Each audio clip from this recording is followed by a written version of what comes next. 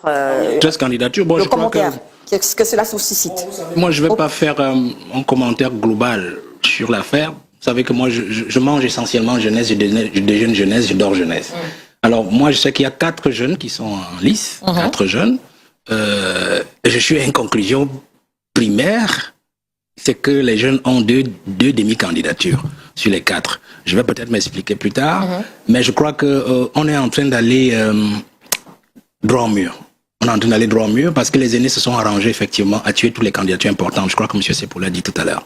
Ils sont arrangés. Si je vous dis ce qui s'est passé avec les partis politiques qui n'ont pas voulu investir les candidats, ils ont financé certains candidats postiches pour aller acheter, j'utilise le terme acheter à dessein, les candidats, les partis politiques justement qui avaient besoin d'argent pour investir. C'est-à-dire qu'ils se sont rendus compte qu'il y a certains présidents de partis politiques sur lesquels ils n'ont pas une main mise. Alors ils ne peuvent pas appeler le président pour lui dire investis tel. Vous comprenez? Qu'est-ce qu'ils font? Ils donnent de l'argent à quelqu'un et la personne vous contacte, vous dit moi je veux me faire investir, j'ai de l'argent, on marche. Vous allez voir donc la plupart des partis par exemple que vous allez voir sur l'année et tout ça, ça s'est passé comme ça. Donc je ne voudrais pas aller plus loin, peut-être je vais permettre aux autres aussi d'avancer dans l'analyse. Au PCRN, vous le disiez à l'entame de cette émission, honorable Ndip, on remercie le Seigneur parce qu'on n'était pas sûr, malgré tout, de passer. Premier commentaire, votre candidature, la candidature de votre candidat, elle est acceptée, mais de façon globale, que vous suscite ces 13 candidatures rendues publiques? Mais écoutez, je vais commencer déjà par voir le nom de candidats qui ont sollicité leur investiture au poste de la République. Une candidature, c'est assez exorbitant. Le commentaire que je vais faire par rapport à ce grand nombre, c'est que l'État, je vais de l'État, ça veut dire que même le président public n'a plus de valeur. Vous avez trouvé de coula, des vendeurs à la sauvette qui sont musée la galerie, alors que nous sommes là face à l'histoire de notre nation. Alors, les candidatures ont été rejetées, ce n'est que normal. Mais ce que je veux dire, c'est qu'il va falloir que le code électoral soit renforcé, que les fonctions de l'ICAM soient renforcées. Il va falloir authentifier peut-être certaines pièces lors du dépôt pour pouvoir accepter au niveau du dépôt. On n'entrerait pas pour ce qui est des pièces qui sont passées jusque-là, parce que le législateur a eu des recours pour ceux qui sont retardés. Je n'ai pas eu le temps de dans des motifs de rejet, et en plus de rentrer dans les statuts règlements intérieurs des autres partis.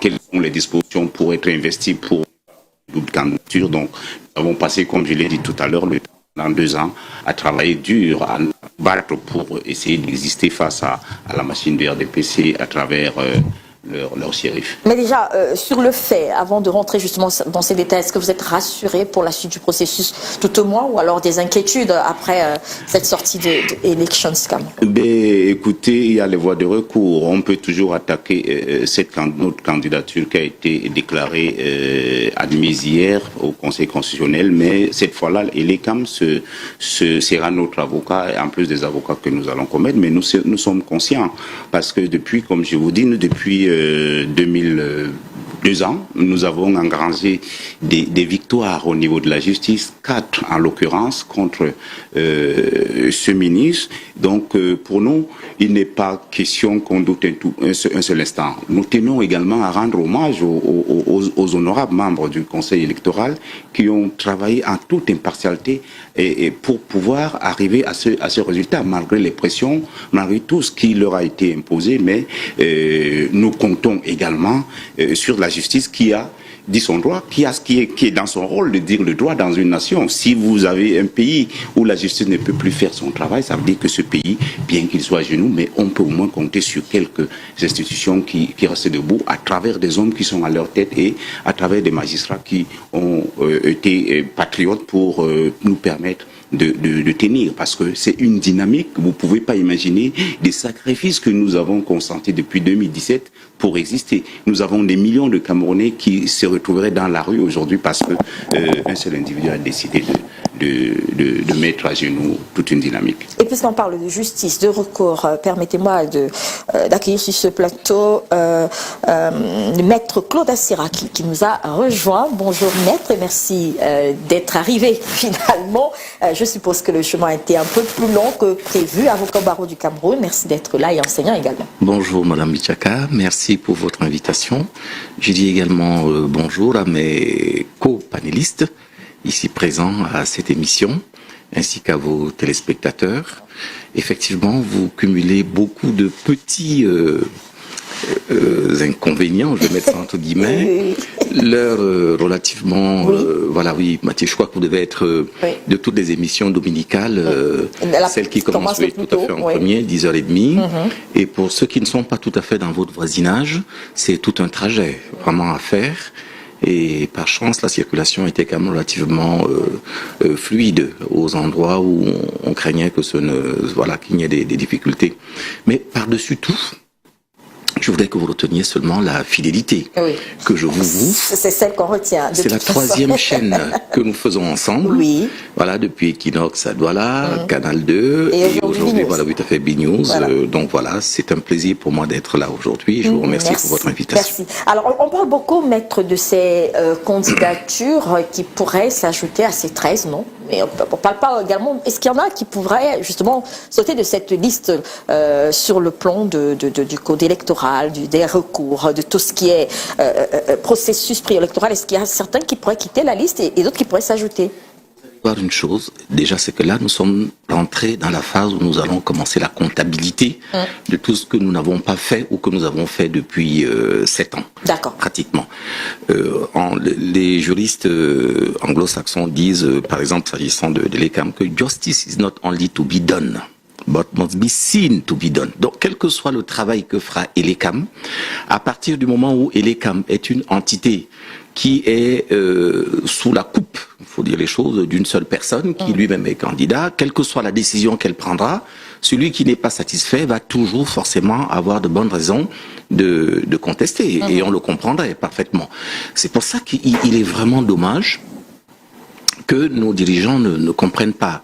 Même si la loi donne ce pouvoir, la loi est déjà faite par eux-mêmes, qu'on ne comprenne pas que dans une élection, vous avez non seulement la dimension de droit du juré, mais vous avez également à l'intérieur d'autres dimensions qui sont les dimensions psychologiques, voilà, et mentales, j'allais dire historiques. Et donc, je pense que ça aurait été bien, il va falloir qu'à un moment ou à un autre, on décide de repenser véritablement dans son intégralité tout le processus électoral, les entités qui interviennent, voilà. Donc, on va assister aujourd'hui le bazar, parce que je peux vous dire qu'il va y avoir un bazar, il y a toujours forcément des mécontents, découle déjà de ce qu'il y a une suspicion légitime à l'égard de ceux qui proclament les résultats ou qui font le tri. Maintenant, pour répondre plus directement à votre question, pardon, honorable, vous avez dit 81, moi je croyais que c'était 82 ou 83. 83, voilà, oui. 83 finalement. Tout à fait. Donc là aussi, vous pouvez pas. Moi, je pense que je prendrais un risque si je décidais d'avoir une lecture qui est une lecture linéaire du processus. On peut toujours, il y a là-dedans des choses qui sont positives. C'est peut-être une expression d'une volonté particulière, voilà, de changer. Chacun. Ou même d'un intérêt seulement à la chose. Ouais. Je pense que là-dedans, il y a pas, tout n'est pas complètement acheté.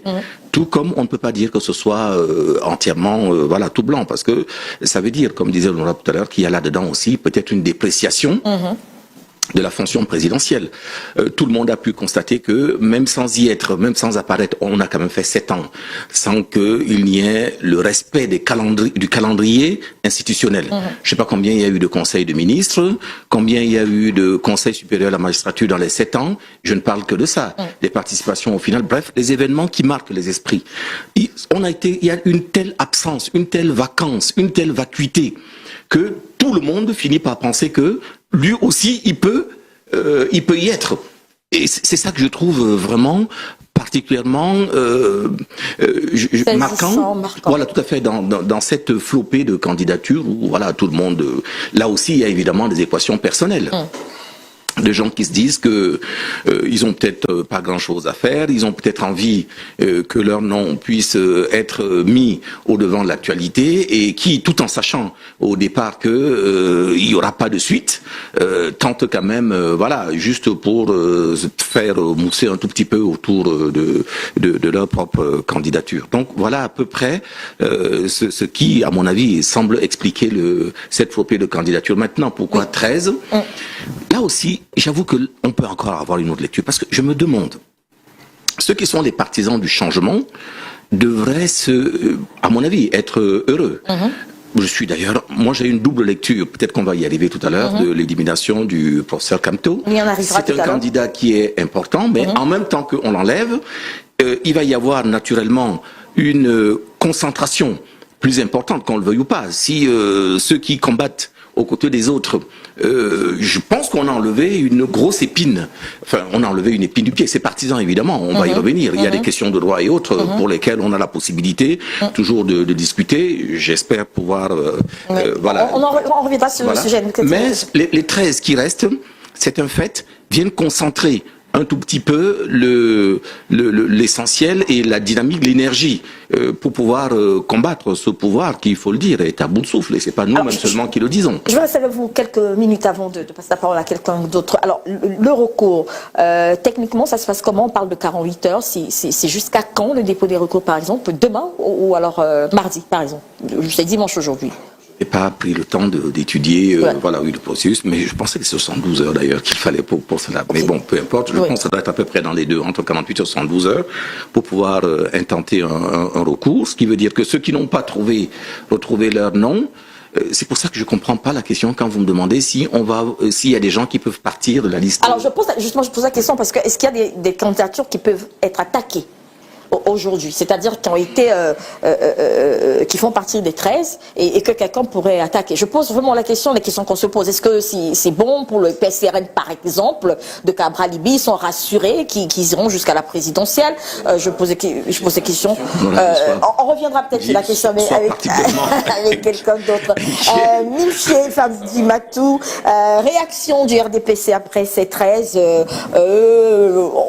On dit justement sur les réseaux sociaux que vos grands adversaires ou l'un des grands a été mis à côté, que ceux qui sont là ne sont pas des adversaires de poigne. Comment est-ce qu'on réagit après cette première copie d'Elections Cameroun, toujours très très rassuré par la suite du processus au RDPC?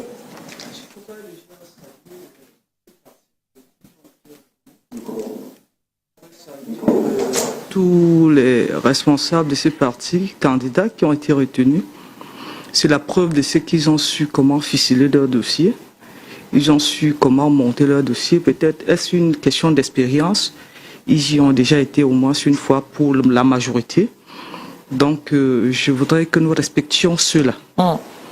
Parce que l'élection présidentielle, ce n'est pas une histoire de cadeaux faits à ci ou cadeaux faits à celui-là.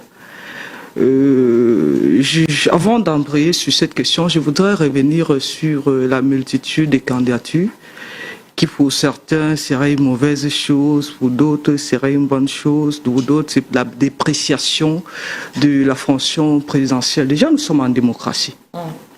Et si nous partons du postulat que la démocratie, c'est essentiellement la liberté, dans le cadre du respect des lois que l'on s'est fixées, je me trouve infondé de faire le procès à ceux qui choisissent d'annoncer, parce qu'ils n'ont même pas déclaré, ils ont annoncé pour certains, parce que pour faire la déclaration des candidats, c'est encore un processus après la convocation du corps électoral. Il y a des jeunes de 26 ans qui sont allés déposer leur dossier de candidature. Ils avaient leur dessein, la preuve vous en parlez. Vous ne pouvez pas retirer à quelqu'un l'ambition de se faire connaître. Et un autre qui est arrivé, il disait que l'État du Cameroun lui devait de l'argent. Et comme si cela ne suffisait pas, après le truc, il a dit revenez l'année prochaine. Il n'a même pas conscience que l'élection, c'est après 7 ans. Il y a toujours des gens comme ça. Les gens en parlent d'eux. On ne peut pas faire le procès aux gens de vouloir aussi gouverner. Si c'était sur ce postulat qu'on partait, qu'on ne le connaît pas, il y a des gens qui sont arrivés en 2018, on ne les connaissait pas. Ils ont fait valoir leurs preuves. Et à l'époque, même certains étaient au chômage. Le vendeur de cola, c'est encore un métier. Je suis un peu mal à l'aise avec cette façon de regarder les choses. En revanche, nous pouvons être partants sur la correction de certaines choses.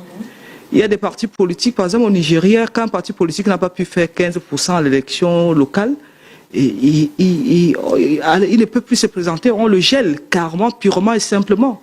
Un parti politique qui n'a pas participé à une élection, au moins une élection, on le gèle. C'est comme ça la loi au Nigeria. Peut-être pouvons-nous être partants pour ces réajustements. Là encore, je dirais oui. Maintenant, quand on vient aux élections, on dit qu'on a enlevé personne. Nous ne peut se prévaloir de sa propre turpitude. Ceux qui venaient dans l'espoir avec 26 ans, forcément, ils comprenaient qu'ils ne remplissaient pas les conditions. Ceux qui venaient avec sans caution, ils savaient que c'était le show qu'ils faisaient.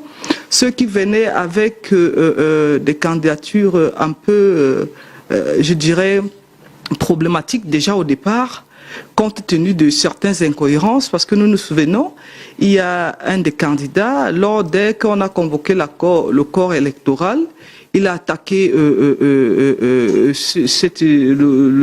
décret au niveau du Conseil constitutionnel. Mais de manière extraordinaire, on le retrouve en train d'aller aux élections ayant prétexté qu'il n'existerait pas de corps électoral. Mais il se porte quand même candidat. On a suivi pendant très longtemps, il y avait une histoire. C'est pas pour ça, je veux parler du professeur Kamto, c'est pas pour ça que sa candidature a été rejetée. S'il vous plaît, permettez. Et en même temps, pendant très longtemps, on nous a rabattu les oreilles avec le mandat subjonctif, impératif, conjugatif et tout ce qu'on peut imaginer, superlatif. Il y a des très grands avocats et très grands illuminés qui sont passés sur votre plateau pour dire